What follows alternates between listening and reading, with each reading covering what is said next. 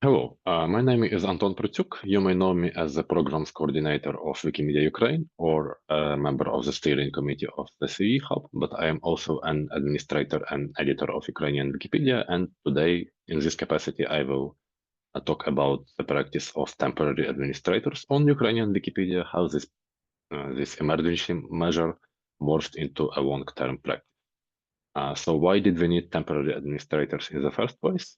As you probably know, Russia launched its full-scale invasion of Ukraine on February 24th, 2022, and millions of Ukrainians were immediately affected by the war.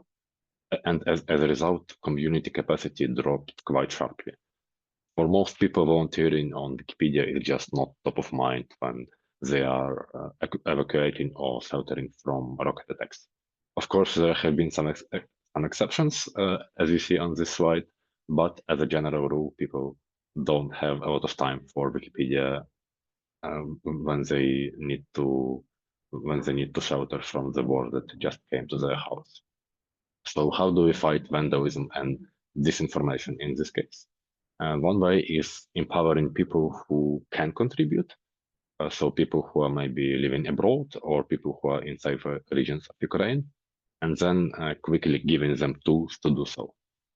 The practice of temporary administrators was suggested on February 25th, so the next day after the war started, initiated on the same day, and the first temporary administrator was appointed on February 26th. In the very beginning, discussions were very quick. They could last less than a day, and a decision was made by one bureaucrat. We then streamlined this procedure a bit. So now the discussion lasts for at least 3 days.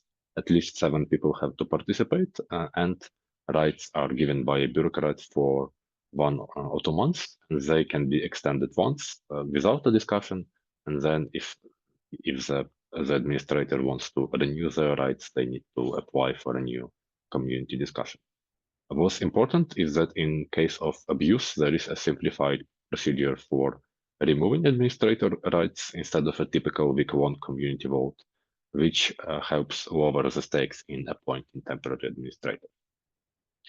In the first months of the full-scale war, we saw around 10 people appointed as temporary administrators, which gave the community about 20% more administrators. And this percentage is much higher if we count only active administrators. And Wikimedia Ukraine has supported training for temporary administrators to help them be successful in their role. But also also some people were already quite experienced and didn't need a lot of training.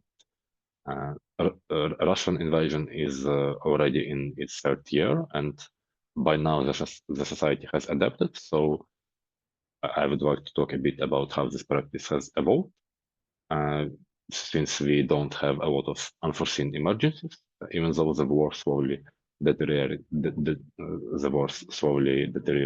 community capacity.